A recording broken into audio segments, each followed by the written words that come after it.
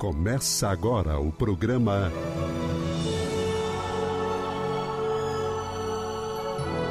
O Livro dos Espíritos em Nossa Vida. Olá, estamos de volta com o programa O Livro dos Espíritos em Nossa Vida. Eu sou Ricardo Honório e antes de convidar o meu amigo Alcir Almeida para o nosso bate-papo de hoje, quero mandar um abraço para todos vocês, mas em especial hoje para Maria Isabel Sardo, que é uma pessoa que nos acompanha, uma ouvinte nossa no nosso canal do YouTube. Grande abraço, Maria Isabel. E para o nosso amigo Enio Francisco, o doutor Enio Francisco, lá de Goiânia, que também participa das atividades da Comunhão Espírita esporadicamente, quando convidado para o Comunhão Inspira. O Comunhão Inspira é uma produção da Comunhão Espírita que vai ao ar sempre no último sábado de cada mês. Grande abraço para vocês e agora sim, seja bem-vindo, Almeida. Obrigado, Ricardo. Perdão, qual é o nome da nossa amiga aí? Maria Isabel Sardo. Opa, dona Maria Isabel, um forte abraço. Continue com a gente e daqui a pouco a gente vai falar sobre essa questão 636, viu? Muito interessante, tá? Então, um abraço a todos vocês, né? Para o Enio também, um abração. E, acima de tudo, gente, gostaram, deixem o like. Não gostaram, por favor, registrem o dislike e digam o porquê, tá? Para mim é uma grande alegria, uma grande honra estar aqui para nós conversarmos sobre esse livro maravilhoso. Abração, Honório. Abraço, Almeida. Vamos começar então, Almeida, lembrando que este é o programa de número 250. Um quarto de milhar. Um quarto de milhar. E nós continuamos falando do bem e o mal. E hoje, a partir da questão 634, vamos continuar o nosso bate-papo. Na questão 634, o Kardec fez a seguinte pergunta: por que o mal está na natureza das coisas? Por que o mal está na natureza das coisas? Ponto. Eu falo do mal moral. Deus não poderia criar a humanidade em melhores condições? Essa questão é maravilhosa, né?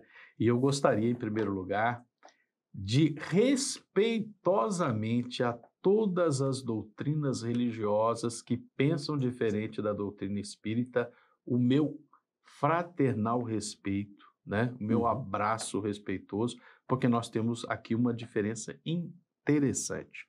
Por quê? Essa pergunta, por que o mal está na natureza das coisas, ele traz uma premissa. As coisas são, por natureza, más. Né? Existem religiões, doutrinas religiosas que concordam com essa premissa. Nós, no Espiritismo, não concordamos. A nossa percepção é que, pela lei divina ou natural, a lei de Deus criou, tudo foi criado de forma perfeita, né? E, mais ainda, quando existe algo de mal, é ação do homem. É ação do homem, é resultado das nossas ações quando nós agimos em desacordo com a lei natural, em desacordo com a lei divina. É isso que acontece. Em a natureza, tudo está em equilíbrio, tudo está em harmonia. O ser humano... então você está dizendo que o ser humano foi criado mal. Não, não é isso. Nós, na doutrina espírita, defendemos que nós fomos todos criados simples e ignorantes. E nós temos uma marcha de aprendizado, uma marcha de evolução, uma marcha de progresso. E nós cometeremos erros, não tem como. Nós somos imperfeitos. Nós somos seres perfectíveis relativamente. Se você me permite... Por favor. Apenas para não se distanciar muito da fala. No início da sua fala, você falou que na natureza tudo foi feito de forma perfeita. E essa é a necessidade que eu senti de comentar. Foi perfeita em essência, mas não devidamente acabada. É perfeita essa sua colocação, porque é aquela coisa, Por que então nós somos criados perfeitos? Sim, nós somos criados perfeitos para o fim a que nos destinamos. Exato, mas tem um processo a seguir Sim. para que o acabamento daquela perfeição essencial Perfeito. se faça no todo. Isso. Então é aquela coisa, onde não entra o livre-arbítrio humano, tudo é perfeito, tudo é harmônico. Quando nós alcançamos o limiar, o umbral da humanidade plena, pensamento contínuo, livre-arbítrio, consciência plena das consequências dos nossos atos, aí é que realmente vai começar a acontecer o erro com responsabilidade. Por quê? Nós agimos de uma maneira em que nós interferimos na natureza das coisas. Ou seja, o erro não está na origem das coisas, e está nas coisas que nós fazemos Está no ato. a partir das decisões que nós vamos tomando. Sim, é aquela história. É da natureza, por exemplo, que o leão mate e coma a zebra. Está na harmonia das coisas. Agora, quando o ser humano vai lá e mata 200 bisões para pegar o pelo e deixa aquela carne estragando na pradaria, já não é natural. Já não é da ordem natural das coisas. Se fôssemos lá para matar um bisão para comer a carne, para sobreviver ao inverno, como faziam os nativos norte-americanos, é da ordem natural das coisas. Né? Uhum. Agora, quando mata 2.000, 3.000, né, Buffalo Bill ia lá e fazia campeonato de quantos búfalos ele era capaz de matar em um único dia, é outra coisa. Tudo isso para dizer o seguinte, tem uma premissa na pergunta que nós no Espiritismo com ela não concordamos. As coisas não foram naturalmente criadas más. Não foram. Elas foram criadas harmônicas. Eu falo do mal moral. As questões morais só passam a existir no momento em que nós temos consciência. Por isso, elas só passam a existir a partir do momento em que o ser humano é humano. Ou seja, isso significa que um animal hoje ele não pode ser condenado por nenhuma ação moral. Não, ele desconhece o bem e o mal. Ele não tem Exato. a capacidade de perceber as consequências dos próprios Não há atos. moral para o animal irracional. Então, ele é amoral. Exatamente. E nenhum dos seus atos pode ser considerado imoral. Perfeito. Né? Dúvidas? Vamos lá no dicionário. Amoral, né? A palavra é ausência de moral. Imoral é aquilo que é contra a moral. Isso. Certo? Deus não poderia criar a humanidade em melhores condições? Essa pergunta tem uma outra premissa desagradável. Ora bolas, existe uma maneira melhor de o mundo ter sido criado. E Deus não optou por essa melhor forma. E eu sou mais esperto que Deus. Terrível, gente. Se fosse eu, teria feito diferente. Pois é, né? Eu teria feito diferente, tudo bem. Mas eu teria feito melhor? É verdade. É você se colocar com mais sabedoria que Deus. Gente, se a gente parar para pensar, tudo foi feito de uma maneira que no longuíssimo prazo, e o problema é que a gente pensa curto, a gente pensa 50, 60 anos, mas quando a gente pensa em 10 mil anos, 100 mil anos, é tudo muito perfeito. Tudo caminha em direção à perfeição. Tudo. E é interessante, né, Almeida? Porque às vezes a gente pode pensar assim, caramba, mas se nós que somos apenas isso que nós somos, conseguimos ter um raciocínio nesse sentido, e o Kardec não pensou desse jeito naquela época? Então, é bom a gente... Nós já falamos disso outras Várias vezes. Às vezes ele faz perguntas com as quais ele não concorda, não tem nada a ver. E talvez até ele já saiba a resposta, né? Mas era necessário, porque a gente não pode esquecer que o Kardec não estava tirando dúvidas dele. Eram questões da humanidade. O Kardec tinha a consciência de que as respostas que os espíritos davam para ele não ia atender uma necessidade pessoal dele, mas uma necessidade de entendimento para a posteridade. Tanto que hoje, quase 200 anos depois, estamos discutindo essas questões, tentando entender não só as respostas, mas principalmente as perguntas. Onde o Kardec queria chegar com tudo isso? Né, Almeida? Eu não sei se atrapalhei o teu raciocínio. Não, eu já estava encerrando, pode continuar. Mas só para que nós entendamos a lógica do Kardec, a lógica que está contida nessa sequência de perguntas e respostas do Livro dos Espíritos. Uhum. Só para então, para a guisa de fechamento, né? Uhum. Deus não poderia criar a humanidade em melhores condições? Talvez até pudesse, mas para os objetivos dele, de que é nós aprendermos, nós evoluirmos pelos nossos próprios méritos, esse é o método mais perfeito. Então, eu vou aproveitar a sua guisa de fechamento e fazer uma comparação. Uhum. Imagine eu, você, um pai, uma mãe qualquer hoje em dia, que tenha lá muito dinheiro, sejam riquíssimos. E aí, nasce um filho na sua casa. E ele diz assim, eu que tenho muito dinheiro, o meu filho não vai precisar ir para a escola, porque ele vai aprender o quê? Tudo que ele quiser na vida, eu posso dar para ele. E aí o garoto não precisa estudar. Meu filho também não precisa trabalhar, porque tudo que ele quiser eu posso dar para ele. E digamos que esses pais resolvam fazer isso. Tirar do filho todo o trabalho de construção da sua vida e dar para ele uma vida pronta. Está negando a ele a possibilidade de progresso, de aprendizado. De construir, de chegar lá na maturidade e dizer, olhar para trás e dizer, eu construí essa vida, eu suei. É diferente daquele que diz assim, eu tenho tudo, mas eu não fiz nada. Que mérito eu tenho para ser o que ser? Para ser o que sou, melhor E dizendo. alguém pode até achar, mas ninguém para pensar isso. Algum momento a consciência vai fazer essa cobrança, sim. E diga até mais, Almeida, para a gente estar pensando isso hoje, muito certamente, em inúmeras encarnações anteriores, nós não pensamos isso. A vida, e quando eu digo a vida, eu falo da vida do espírito e não as existências físicas, a vida nos trouxe até aqui. Muitos não chegaram até aqui ainda. Assim como nós ainda não chegamos naquele ponto que nos aguarda lá no futuro, daqui a 2, 3, 4 encarnações, quando pensaremos... Você é otimista, hein? Não, porque a cada encarnação a gente avança um pouquinho, né? Uhum. Aquilo que nós já falamos antes, hoje nós somos a melhor versão de nós mesmos, então na próxima encarnação, provavelmente ou certamente, seremos melhor do que hoje. Com certeza. E assim sucessivamente. É claro que daqui a 10, 20 encarnações, nós teremos um volume de aprendizado muito maior do que daqui a 2 encarnações. Sim. Mas estamos sempre Em marcha. colocando um tijolinho a mais, dando um passo à frente em cada encarnação, nessa marcha infinita da evolução, né? Isso. Posso ler a resposta? Por favor. Então eu vou repetir a pergunta.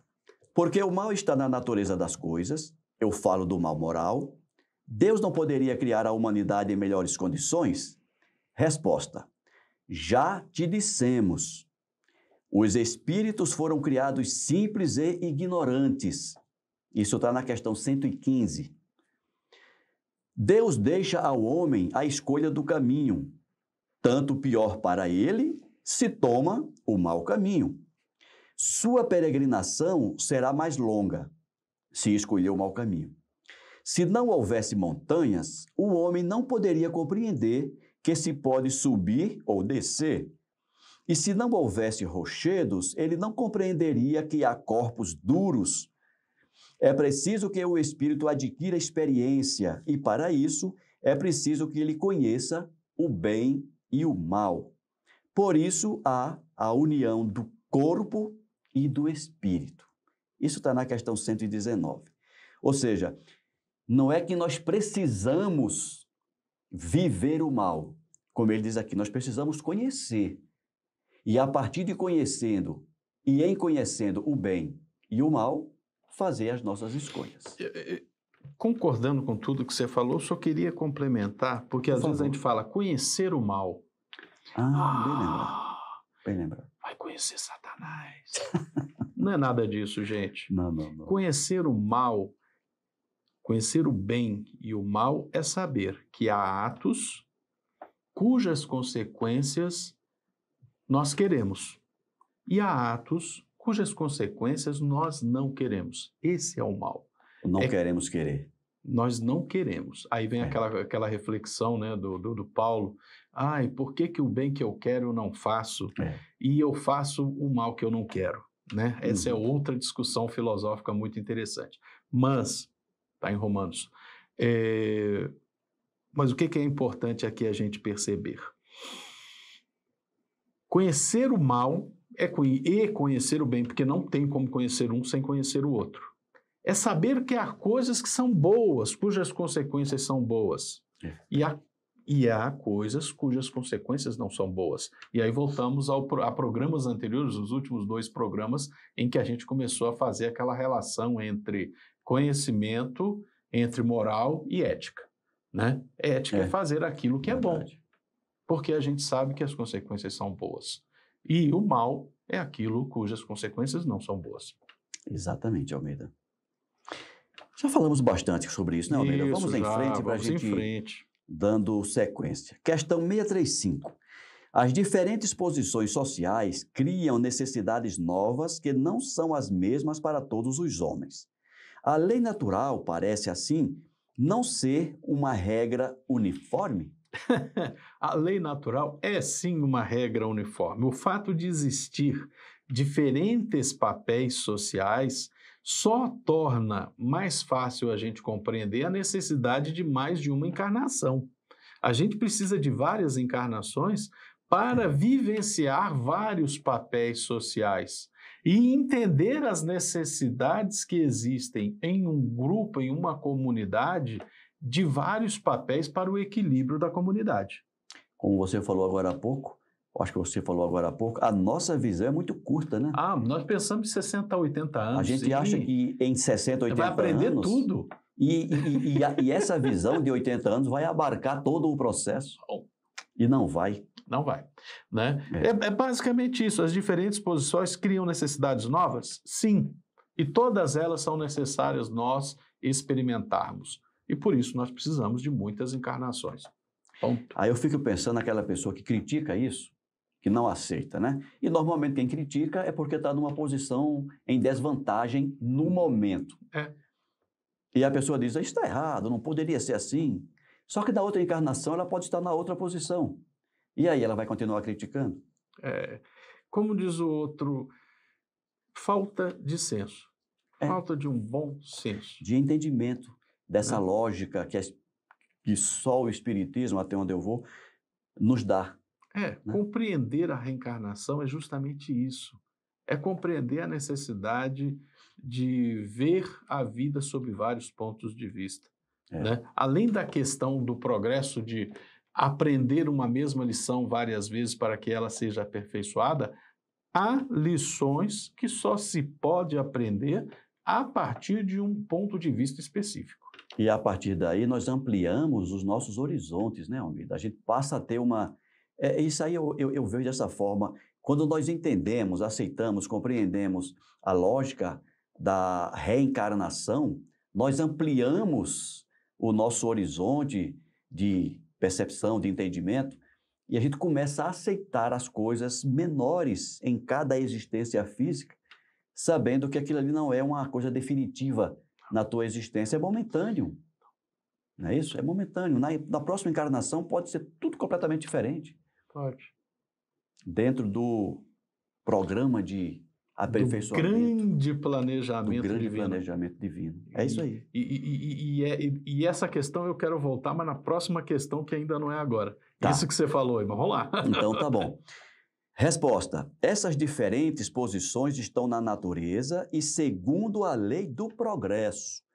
Isso não impede a unidade da lei natural que a tudo se aplica. E vem uma explicação do Kardec. E tem um comentário do Kardec, quando ele nos diz o seguinte: as condições de existência do homem mudam segundo os tempos e lugares, resultando para ele necessidades diferentes e posições sociais apropriadas a essas necessidades. Visto que essa diversidade está na ordem das coisas, ela está conforme a lei de Deus. E essa lei não é menos una em seu princípio. Cabe à razão distinguir as necessidades reais das necessidades artificiais ou de convenções. Ou seja, as necessidades reais são aquelas que atendem às necessidades do espírito, as necessidades artificiais, aquelas que atendem às demandas momentâneas. Seria isso, amigo? Eu acho que é um pouco mais profundo. Por favor.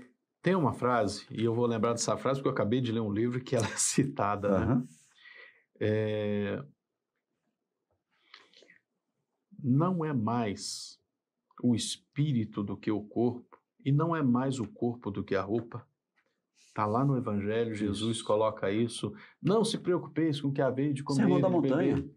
Está lá, né? Sermão do Monte. E por que a vez de se preocupar com o que há vez de comer, não é mais o espírito do que o corpo? Não se preocupeis com o que há vez de vestir, não é mais o corpo do que a roupa. Exato. Né? E dá coisas existem que são convenções, né? Nós vivemos num país tropical. A gente não precisa andar tão engravatado, tão enfatiotado. Eu estava pensando nisso agora. Porque a lição evangélica é isso. Então é uma necessidade convenção. É convencional. Aquela sociedade convencionou dessa ou daquela forma. E eu gostaria de lembrar uma coisa interessantíssima. Quando aqui aportou a esquadra de Dom João trazendo a corte portuguesa, quase todas as mulheres estavam com a cabeça raspada. As mulheres da sociedade carioca, no Rio de Janeiro, viram aquelas mulheres vindo da Europa toda com o coco raspado, não tiveram dúvida. Rasparam também. Se convenceram de que era a nova moda europeia e rasparam o coco. E não era nada de moda. Não era nada de moda. É que naquele meses e meses dentro dos navios, deu uma epidemia de sarna e de piolho. E para tratamento de sarna e piolho, como nossas avós já nos ensinaram, rapa o coco, que é uma boa maneira. Não havia Neucídio naquela época. É verdade. Não havia, tem outros sarnapim, tem outros remédios aí hoje em dia para atacar essas pragas, né? Ou seja, moda é uma convenção. Não é uma necessidade legítima diante da lei de Deus, né? Exatamente. Então, vamos separar o que é necessidade plena do que é uma necessidade artificial, do que é uma convenção social, né? Eu acho que é por aí. Excelente. E aproveitando só para lembrar, quem tiver interesse mais nessa questão, a partir da questão 175, eu lembro porque fiz uma palestra recentemente sobre isso, onde o Kardec fala do o necessário e o supérfluo. E depois de 3 respostas, o Kardec vai dizer que isso é relativo. O necessário e o supérfluo, isso é relativo, não existe nada de absoluto naquilo que é necessário, o que é supérfluo. O que é, e eu vou até pedir para você deixar essa pergunta próxima aqui, eu vou pedir desculpa, é a nossa Maria Isabel? Maria Isabel. Dona Maria Isabel, vai ficar para a semana que vem essa pergunta aqui. Porque o tempo está muito curto para a gente iniciar essa questão agora. Desculpas, mas eu só queria deixar uma questão aqui para a gente conversar mais semana que vem. Existe uma coisa chamada relativismo histórico. Cuidado com ele. Cuidado com ele. A lei divina, a lei natural, ela é sim absoluta e a partir dela existe sim um bem absoluto e existe um mal absoluto. Sem dúvida. Eu não podia terminar esse programa depois dessa conversa aqui sem fazer esse comentário. Sem dúvida. Tá? É que tanto falando da questão 175 do Livro dos Espíritos, como essa que a gente está comentando agora, Almeida, a gente precisa delimitar bem o que nós falamos do ponto de vista do espírito desencarnado, considerando o seu processo, todas as suas metas de evolução, e o que é o espírito encarnado.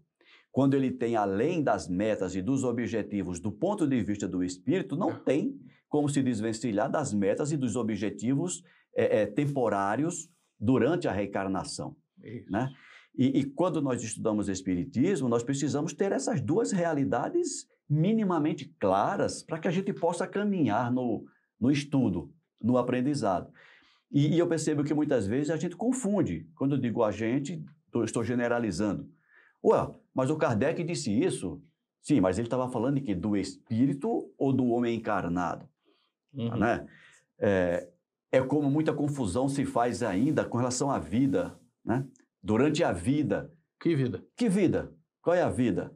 E o Espiritismo já deixou claro que vida é uma só. Vida é uma só. Vida é uma só. Fomos criados lá atrás simples e ignorantes. Que é a vida espiritual. O que nós estamos experienciando aqui agora é uma existência física. É uma encarnação singular. Que não interrompe a vida. A vida ela é única e ela segue. Ó. Só que, ora, o espírito vive a vida desencarnado, ora, ele vive a vida encarnado. Como o desencarnado tem lá as especificidades da vida desencarnada e as especificidades da vida enquanto encarnado. Então, são esses valores, esses conceitos que a gente precisa clarear na nossa mente para que a gente consiga avançar no estudo e no entendimento da doutrina espírita, principalmente, Almeida, quando a gente estuda o Livro dos Espíritos. Porque quando a gente não está muito atento, a gente pode se confundir. Né? Ué, mas os Espíritos falaram isso para o Kardec na questão tal e agora está dizendo isso? Então, muita calma nessa hora. Né? Vamos... Muita calma nessa hora.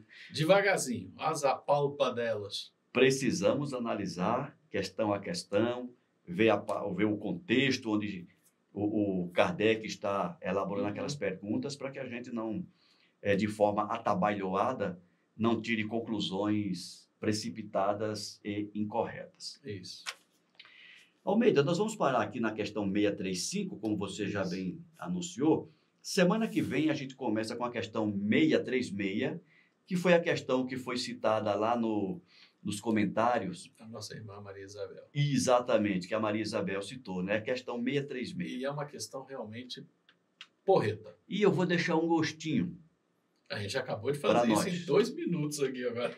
O bem e o mal são absolutos para todos os homens? É sobre isso que nós vamos conversar na próxima semana. Almeida, muito obrigado pela companhia. Obrigado, Ricardo. Obrigado a todos vocês que nos acompanham. Forte abraço. E como o Almeida falou no início, se gostou, deixe o seu like, deixe o seu comentário, divulgue o nosso programa na sua casa espírita, com seus familiares, com seus amigos. Vamos dar a todos a oportunidade de conhecer essa doutrina tão esclarecedora que é a doutrina dos espíritos ou a doutrina espírita. Grande abraço mais uma vez e até a próxima semana, se Deus quiser.